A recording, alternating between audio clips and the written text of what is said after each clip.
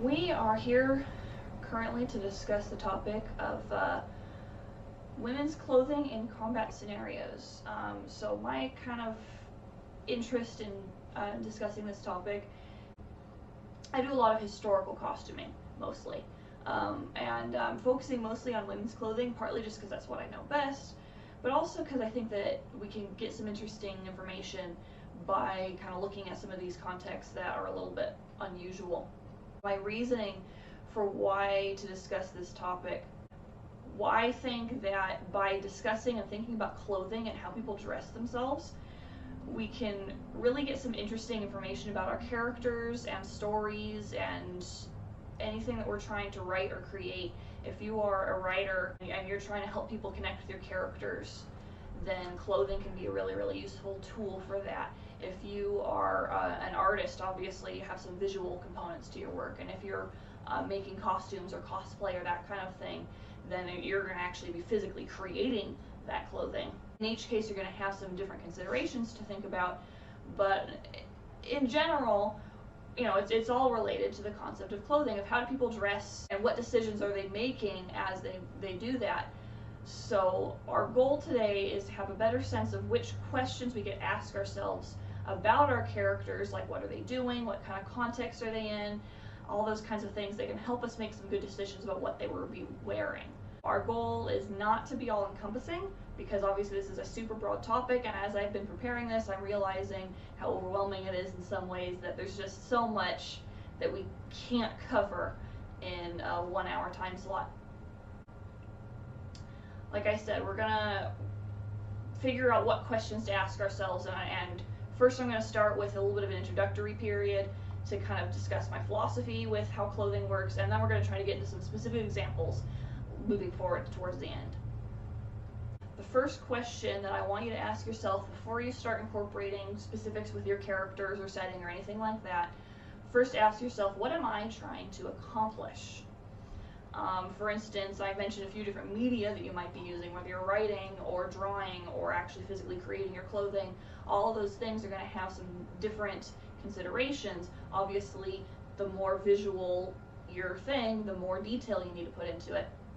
Another thing would be your target audience. Who are you trying to tell your story to, or who you're trying to show your work to, and what kind of thing do they like? Or if we're looking at primarily combat situations, because we're thinking about stories of conflict and war and that kind of thing that come up a lot in science fiction and fantasy. Some audience members are more interested in things that maybe are more realistic. Some want things that are more fantastical, any of that kind of stuff, and that's going to influence some of the decisions you're going to be making. And on that subject of realism, there's a lot of a trend right now, I think, in fiction that, oh, well, you know, we want things to be realistic. But I think as you look at this, you should also remember to think to yourself, how realistic are you trying to be? Because there's a difference between, like, you know, the super hard sci-fi or realistic action thriller kind of stuff, which of course they aren't always as realistic as they claim to be, but there's a difference between trying to go for that kind of aesthetic versus going for something that's, you know, straight fantasy or very soft sci-fi or that kind of thing. So if at any point, like I mention, oh, well, you know, this type of thing is more realistic than that, if that type of realism is not what you're going for, then feel free to disregard that particular bit of information. Other question that I ask myself in this point is kind of, what's the focus of my story or my specific goal in that context? If it's a more character-based story versus a more world building and setting and looking at all that kind of stuff, that's going to influence some of your decisions about things like that. The thing that you can do is clothing can help people relate to your characters. I think that women are particularly strongly affected by that. Obviously, you know, not all women are alike and different, you know, different personal preferences, but for me, as somebody who's really interested in clothing, I notice when the female characters kind of interact with their world in a way that, oh, that's kind of similar to how I interact with my world. Think about reading a book where the main character is a female cop or soldier or anything of that nature, and if she talks about how she kind of moves throughout her world, In one story, I remember she puts on some body armor and thinks, oh, I like this body armor better than the one I used to have to wear because it has more room through the chest. And just like little details like that can be really fun to help your characters really seem real and seem relatable. As we talk about clothing, I want to emphasize, think about clothing as a technology. I know we kind of don't think about that a lot sometimes. If you think of the word technology in a modern setting, you'll be thinking of computers and robots and stuff like that. But technology really just means anything that people create or develop that helps them accomplish something. Clothing and textiles are a technology going all the way back to the beginning of human history. It's just a technology that changes over time. And the decisions that we make in clothing ultimately come down, honestly, in every single situation that I've ever come across, it all comes down to two aspects and finding a balance between these two aspects. Those two aspects are function and form. So function is basically what you need the clothing to be able to do, right? So if you are in a very hot environment, then you need clothing that is not going to insulate you too much for as far as keeping body heat on you, but you might need it to be able to keep the sun away from you or something like that. Or versus if it's really cold, that's going to influence how your people in your culture dress. Does it protect you from injury? In the context of combat clothing, obviously, you're thinking about people going to attack you, but there's other situations too about protecting you from injury. It's one of the primary reasons why people wear shoes, for instance. Another thing about how it affects your visibility. Now I'm going to compare and contrast two examples of this concept, complete opposites. You have camouflage, which obviously the goal of this is to either make you less visible or at the very least harder to tell where exactly you are, compared to a reflective vest, which is bright and shines light back at you when you reflect on it. Something like this, the goal of it is somebody will see you so they don't hit you or anything like that. If you're in a construction zone, or hunters will sometimes wear things like this so that other hunters don't cause them any problems. And those kinds of things will come up. Those are both very practical reasons to choose things that look like this. Another thing that clothing will do is it can improve your ability to do or accomplish some kind of task. Think about athletic clothes, for instance. If you think about like gloves that can help you pick something up that you couldn't otherwise, or even like a baseball glove that has webbing, helps you catch things more easily. Hiking boots can help you to climb something better. And each of them are very contextual. My next point, if it provides structural support to your body. In the case of women, the easiest example of this would be anything that helps to support the breasts, which is a huge consideration for a lot of women, and the importance of that is going to depend a lot on the particular woman, the shape of her body. But the two basic ways of doing that usually is either like a bra that holds from above or a corset that holds from below. Both of those accomplish that same basic need. However, another example of providing some kind of support would be like if you're in a science fiction setting, you people might wear exoskeletons. How is that going to affect the way that they move about their world and interact with it? That you have kind of this armor that actually actively moves with them. We tend to think of combat clothing as being pretty heavily on the function side of things, just because you're in a situation that requires a lot more active work. But even then, the considerations are going to vary depending on the role that your character has. So somebody who maybe their priority is defense, they're going to be much more heavily armored compared to somebody whose priority is being quick. My brother-in-law, who this is some of his gear actually, he was in the Marines for several years working in a recon function. So he specifically mentions that the armor that he would wear would be often the lighter, less bulky, and more mobile versions. Well, physically lighter, but also, you can move your arms and that kind of stuff a lot more easily, just because of that role, because of that need. And so function changes depending on context. So think about that. Think about what your character is doing and how that's going to influence the required function of their clothing. Now, the other part, we were talking about form. Form is basically, what does it look like? And what your clothing looks like can communicate a lot of things about you and about the people that you associate with. It allows for self-expression. That's particularly in our modern culture, that's a huge deal. People want to dress the way they want to dress because that's fun for them, and they want to enjoy how they dress. And so, camouflage in that respect can also be worn as a form of self-expression. I actually have quite a few camouflage clothing items myself. I don't have to wear them for any kind of practical reason. I just wear them because I think they look cool. And so, it's just like, think about what kind of thing does your character want to express about themselves in how they dress.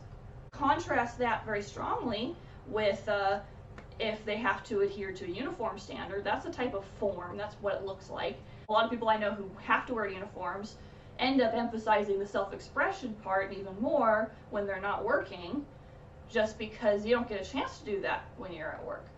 All these kinds of decisions and contexts are going to influence that. Another thing that clothing can do is it will communicate your membership in any particular group, social class, rank, whether that's like a social rank or literally just a rank in an organization. Another example we're showing of this, I mentioned people who wear uniforms dress up more when they're, not always, but many do, can dress up more when they're not at work. This is my husband's hat. He wears this pretty much anytime he's not in his uniform, because the self-expression thing. But another thing, what does somebody think when they see you wearing a cowboy hat? They think, oh, well, you're in some way involved with cowboy culture. That is a factor for a lot of people. If you want to communicate, hey, this is the culture that I belong to and that I associate with very quickly, clothing is a way to do that. The form of your clothing can help you to blend in or stand out. Remember, I was talking about the concept of, this kind of clothing making you visually stand out. Well, ironically, sometimes wearing things like this can help you to blend in some ways too. If your character needs to be maybe seen but not noticed, a common way to go about doing that is to have them wear something like this. And we also have the accessory to go with it. If somebody goes into an area and they look like they're working, they look like they're trying to do something, that can kind of help them. People will see, oh, well, somebody there is wearing a hat and a vest. They must be doing something important. I'm not going to bother them. And a lot of times you can get away with that to kind of get your character to be not noticed. Whereas contrast, making them stand out, again, with like the cowboy hat or things like that. In some parts of the country, then this is going to make you stand out more or less, depending on whether other people are wearing things like this. But in general, most of the world nowadays, it's not super common to wear things like this as your everyday clothing. And that makes you stand out. And is your character okay with that? Do they want to get that kind of attention?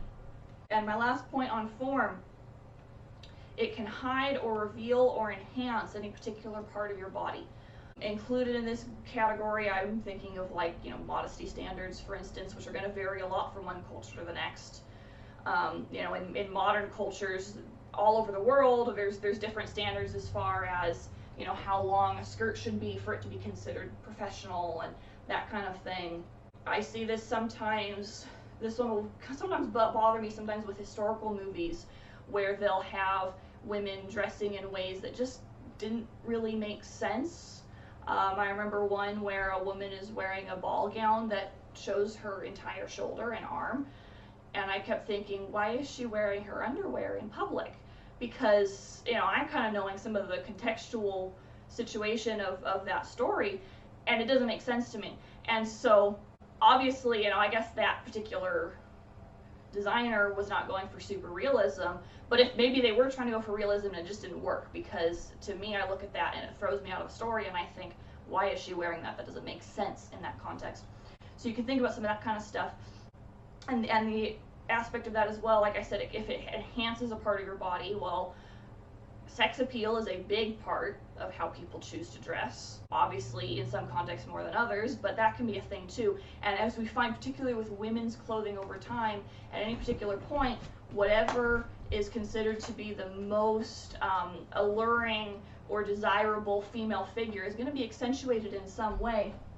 I mentioned the topic of a corset, which is colloquially, you know, most people know of a corset as being something that makes your waist smaller. That's actually kind of the tertiary purpose of a corset. The real primary purposes of it would be to support your body and to kind of smooth out your torso so that clothing looks good on it. But it can also accentuate your features. This particular style of corset is one, here, have on backwards.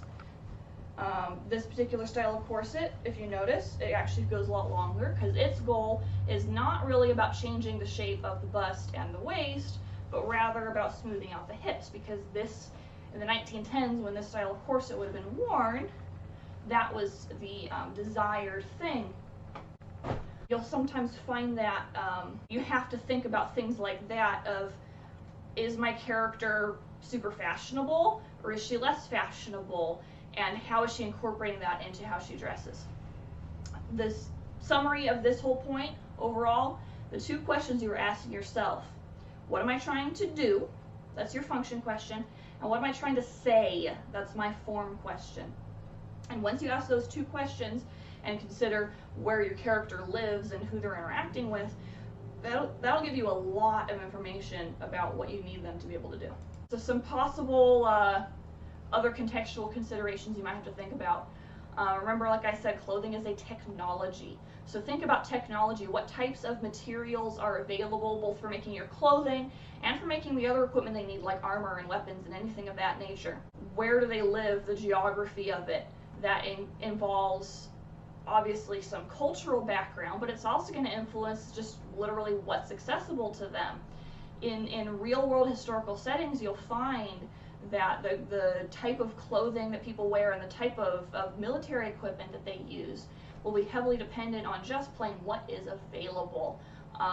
Whether they have good resources for iron available is going to influence the importance of iron in the way that they dress. Social or political aspects might be relevant as well.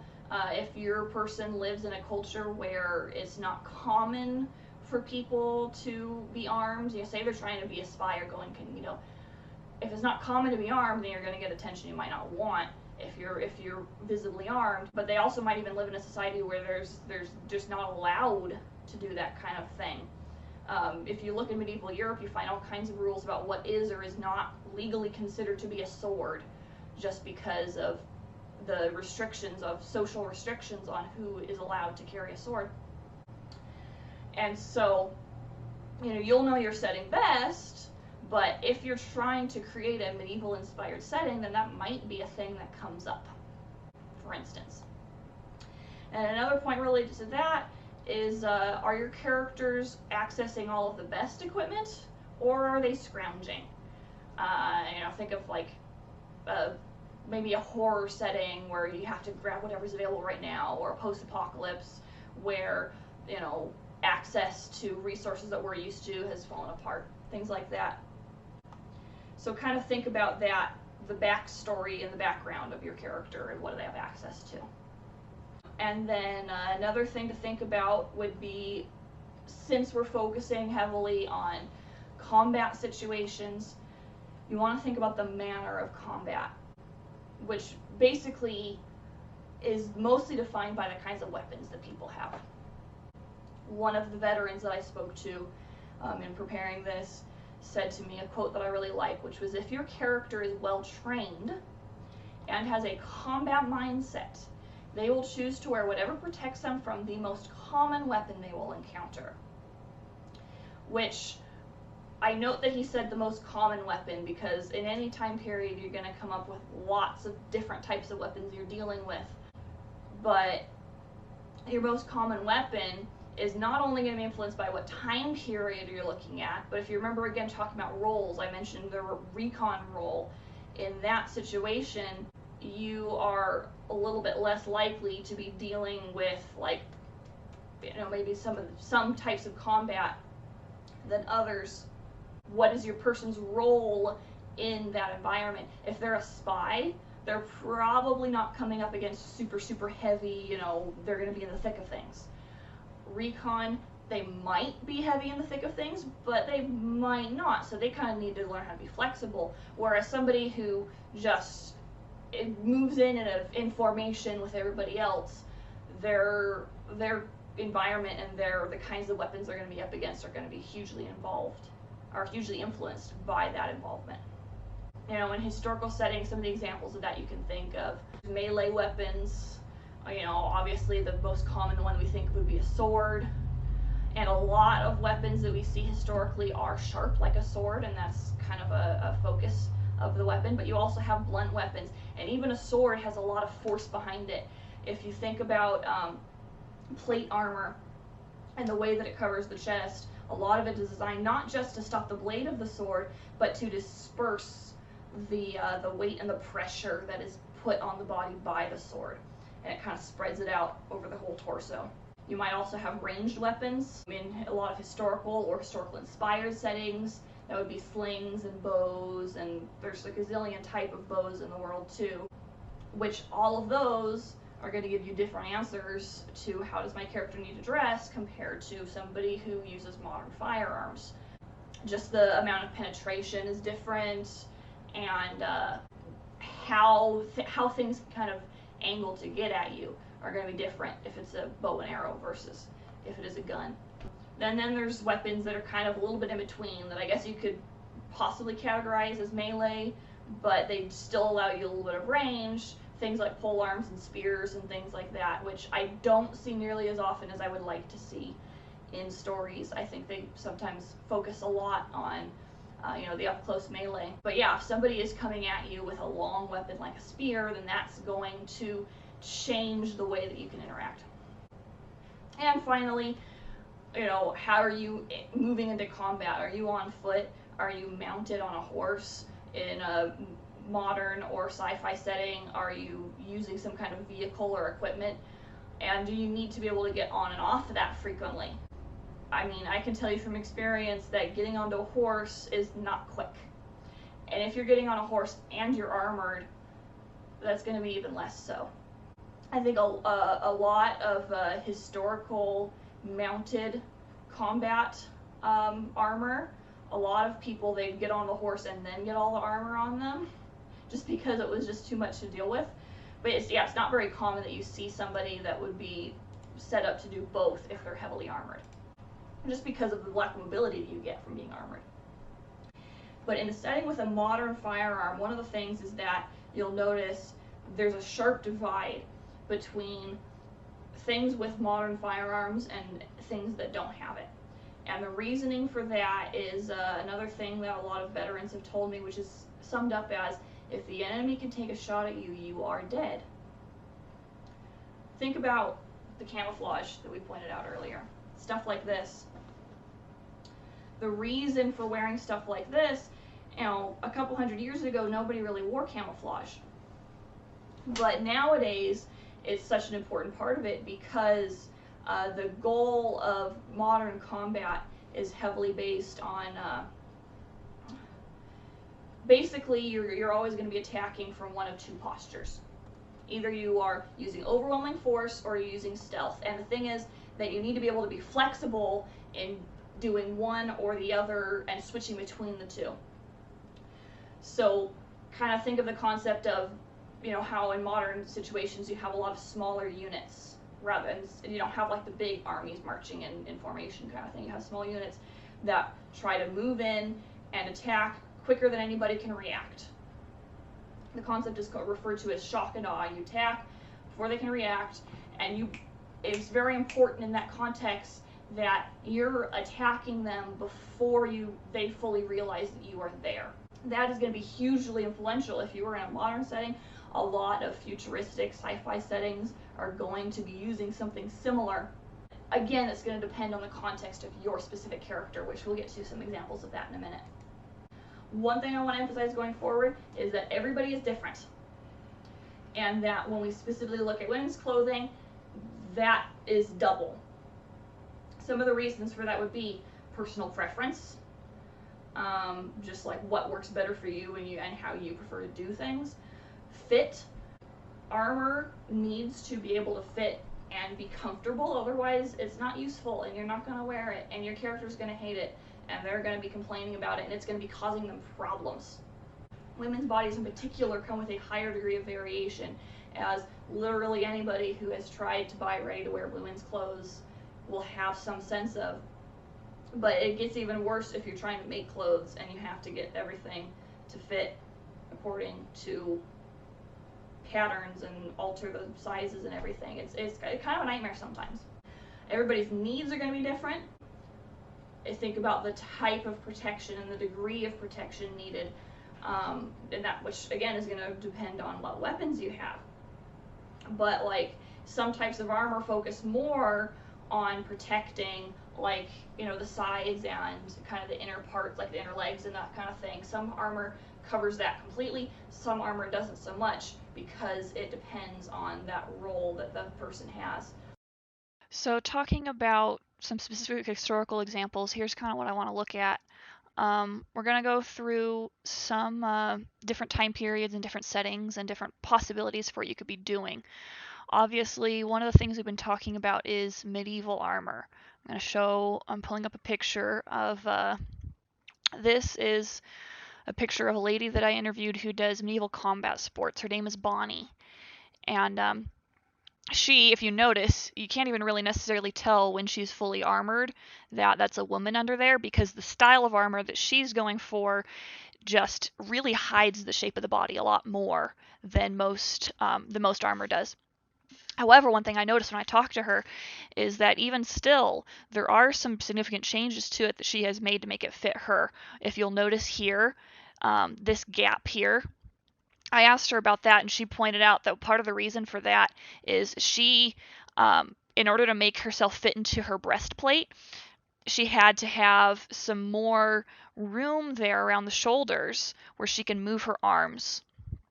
Particularly for women that have larger chests, she pointed out to me that it can be difficult when you're wearing plate armor, which really, really decreases your mobility, that you have to reach in order to grab something in front of you or to hit somebody that's in front of you. That makes it a lot more difficult if you don't have some spaces like this. But once she has the chainmail that's attached to her helmet over the top of it, you don't even really notice it. The chainmail helps to add protection, but she also pointed out that it can also just make it so that her opponent doesn't notice that there's a gap there. Other ways that people have accounted for some of those gaps in the armor, I noticed there's this one that you'll see sometimes in examples of historical armor. They actually put an extra plate on there. It's kind of interesting. One of the things that Bonnie told me about her armor is she said, well, it can be possible sometimes to wear universal armor sets that are designed to fit into standard sizes, but she said that the time that she tried doing it, it felt like being hit with a freight truck as she competed. Because if you don't have enough give through the breast here, there's just not as much room to breathe. And that's a problem for men too, but especially because women just have more going on in the chest than men typically do. You just have to think about that more. She also noted her armor is designed for somebody who's on foot. So she has buckles and everything here on the inside of the legs. If your armor is for horseback, then you probably wouldn't want to have that because it will scratch against the horse and that'll make things a lot more difficult for you to ride. Note as well that all of her body is covered. Sometimes you'll see things like this. This is a screenshot from one of the Thor movies. And people will say, oh, hey, look, this is much more realistic armor than what you usually see. And maybe, I mean, it's not the kind of the stereotypical example of the chainmail bikini, but as some people who are involved in medieval armor like to point out just because it's not sexy armor doesn't mean that it's actually more practical. She has chain that's directly on her skin here. She has her arms totally uncovered. She has that crucial area I was talking about in the shoulder completely bare. And, there's no helmet. So this may be acceptable armor for you if you're trying to go for something that's a bit more unrealistic. But if you're trying to think of something that's a bit more like realistic medieval armor, then something like this is a little bit more your bet. And I strongly advise, if you are going for medieval as your setting or the base of your fantasy setting perhaps, talk to medievalists about it, because they love talking about their armor and their equipment and it's fun hearing somebody geek out about their thing. As another example of that, here's something that I was really enjoying. This is a screenshot from a popular medievalist channel. He goes by the name Shadiversity. He was pointing out in his video, talking about specifically female armor, he's pointing out how there are lots of other styles of armor that you find out there. This is brigandine, which is a type of armor that actually has little tiny plates of metal stitched into fabric. And this coexisted with plate armor like you see here. And he likes it because it stays a little bit more fitted to the body, but it also still has some good protective properties and some good give. It doesn't obstruct the arms and the shoulders as much, for one thing. He noted, though, because it's well fitted, it also has to be custom made, and it has a little bit of a give, a few centimeters, I think he said, in the chest area, and that's really, really important for absorbing blows, because when you get hit by armor, you don't want it to stick in that place. You don't think of it as just, oh, you're trying to stop the blade from hitting you. You're also trying to absorb the blow of the impact and spread it out, and so it spreads it into the sides, which is another reason why a lot of fantasy armors that don't really cover the sides and everything might not be totally effective. When he's talking about, I'm going to talk about the Mandalorian armor here for just a moment. When we're talking about stuff like this armor is very clearly medieval inspired in many respects, particularly when you look at the helmet. But it's also in a setting that is kind of very soft sci-fi, has a lot in common with a lot of fantasy armor. And he's noting that, for one thing, the sides and the legs and everything are not super well protected, so that's kind of a little bit more like some modern armor, which I'll compare in a minute. But one of the things that he was noting is there's not a lot of give. You don't have that kind of, when you hit the armor, you feel like it's going to absorb the impact and spread it out in the chest. It looks like the armor sits right on top of the chest. But at the same time, people complain about it and point out, hey, how come their armor is fitting the shape of their breasts? Well, his armor is fitting the shape of his chest too. So all of the people in this picture are wearing armor that is very, very closely fitted. And so in that respect, having armor that is specifically showing the female figure isn't necessarily a bad thing, but it kind of depends on the context of your story. In this armor, you don't really see her figure at all because it is so disguised by the shape of it. But in other armors, you see it a lot more. And obviously in the Star Wars setting, they're not up against a lot of conventional weapons anyway. They're up against guns that fire plasma bolts and things like that. So we don't even really know what the ballistic impact of a plasma bolt would be. So at that point, you just have to kind of decide for yourself what you want it to be, and then make up, okay, this is what I want their armor to look like as a result. And then you even have some armors like this, which I believe this one might actually be metal, but you often find armor like this. This is Japanese armor that doesn't even have metal components in it, but maybe it'll be bone or stiffened leather or things of that nature, which sometimes will just have to do with the availability of metal for your people, but kind of like the picture of the brigandine. And not all armor has to be plate armor either.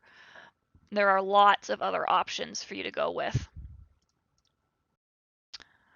Some other examples, let's see, I want to talk for just a moment about helmets, because these really show some of the stuff I'm talking about regarding contextual details and thinking about what kinds of weapons you're going to be up against. I'm going to pull up that picture again of this guy with the helmet.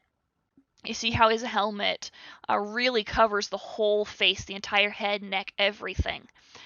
Compare that with this is a kind of a classic helmet of World War I that a lot of people, the Americans and British and a lot of their allies, wore a helmet of this style.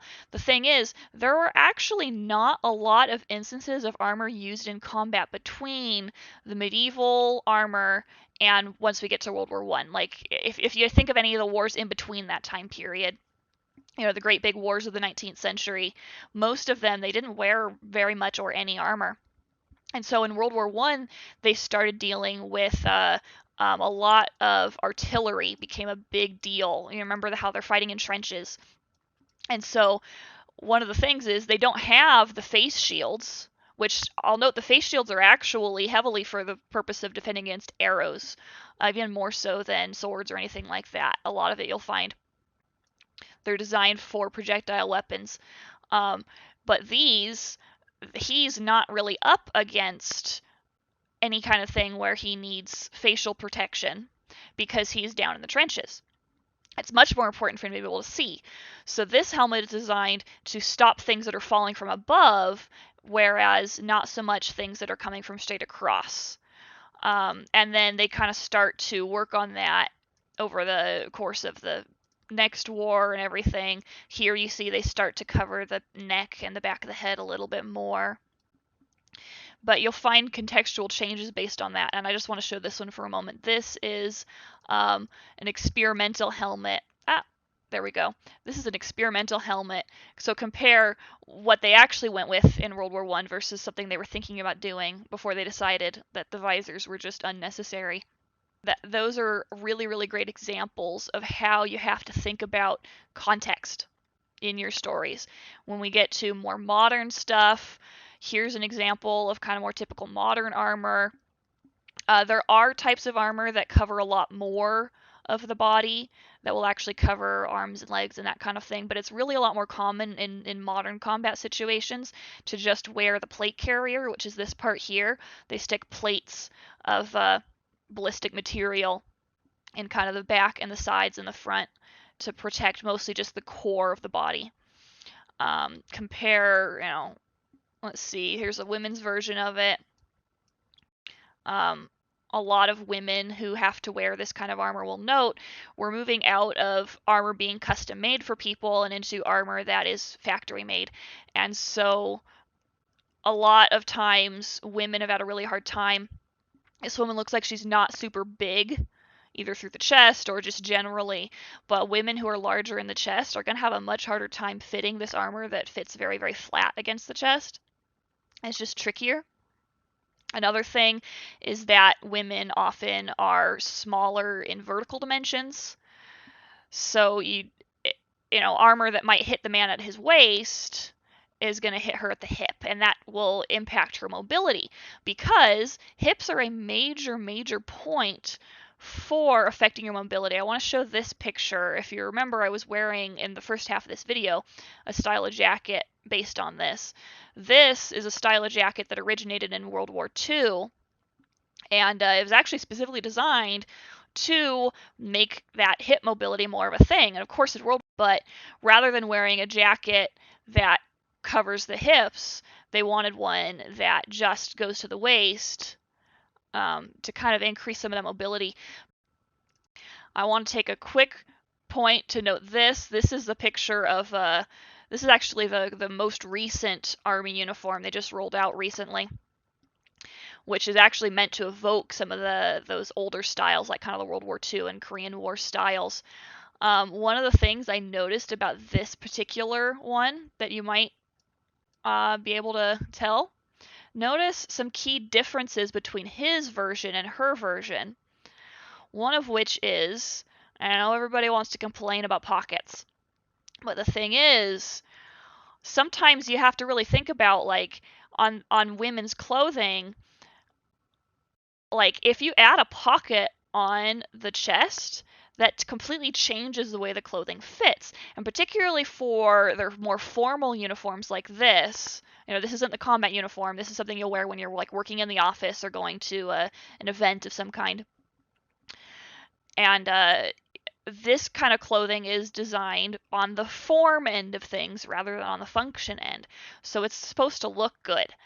And that's kind of one of the reasons why you often see pockets left out in areas that are going to have a lot of curve and a lot of complicated things trying to make it fit over that area.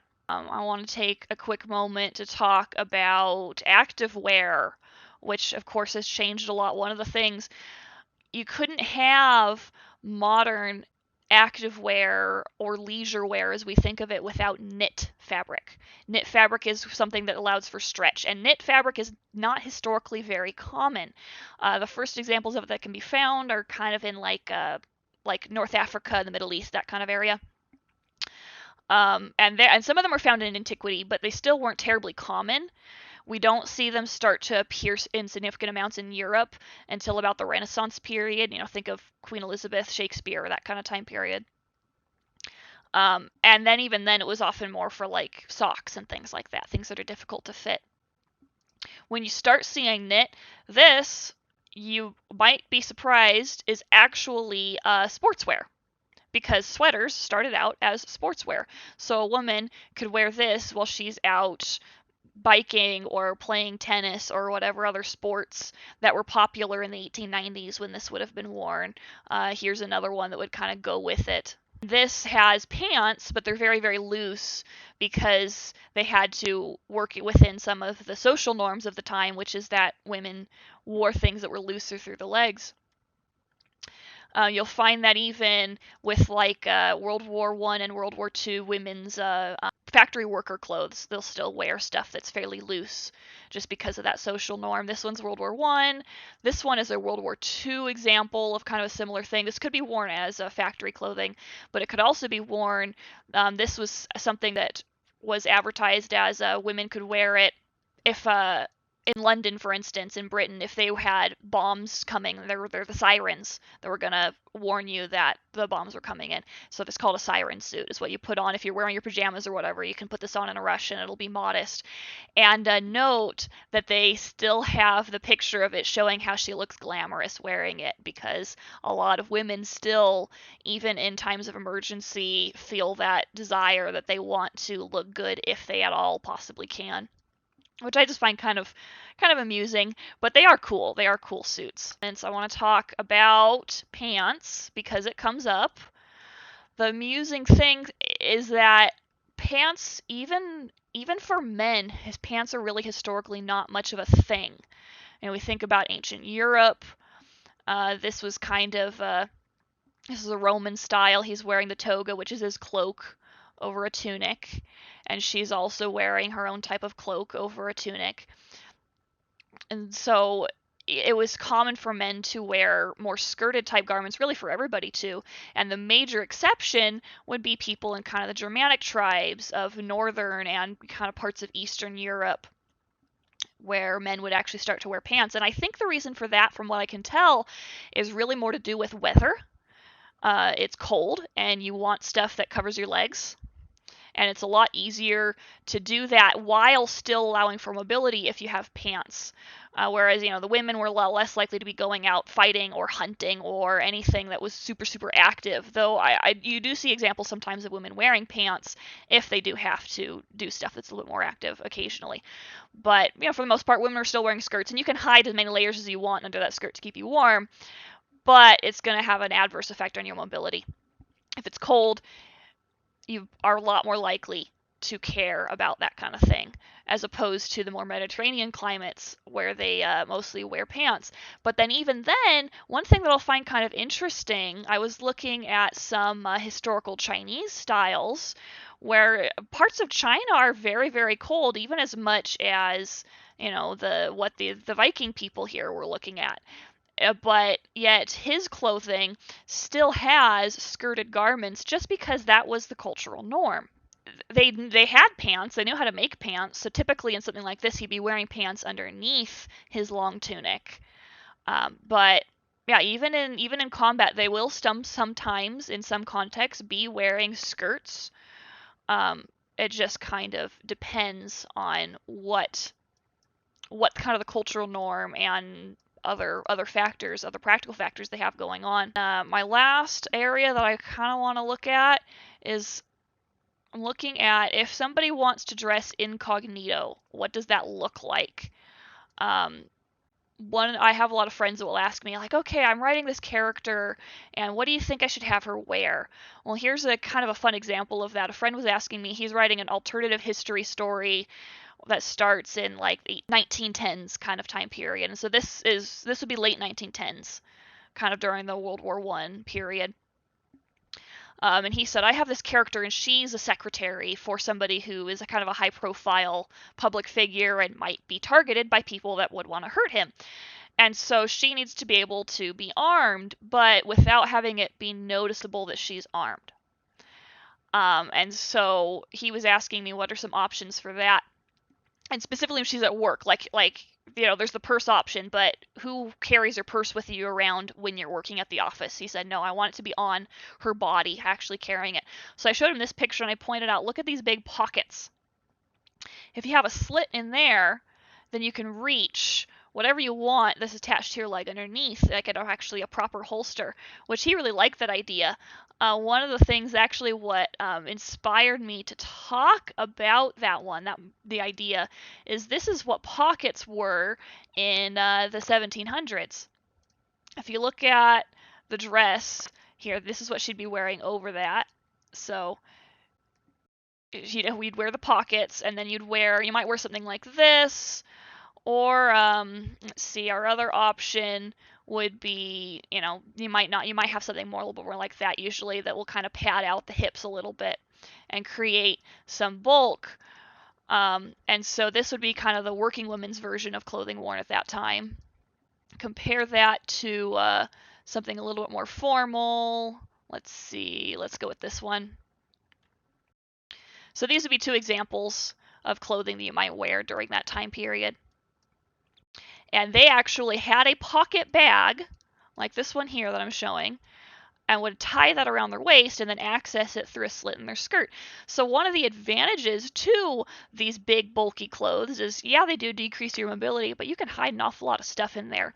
And if you read stories about female spies and detectives during those centuries, you find a lot of interesting stuff like that, of women managing to hide contraband under their skirts, women managing to, take evidence. If there actually are stories of female detectives. I think the first professional female detectives in America are cited as being in, I think, the 1850s. It might have been 1860s. And female detectives were in many ways an attractive option because they can get into areas that the men might not be able to without being noticed as well. And they can get close to the women and get evidence that way. And if you have a woman who's in that kind of setting, you could have her wear things like that she hides things. I think that covers it for all of my specific material so far, and I will open everybody up for questions.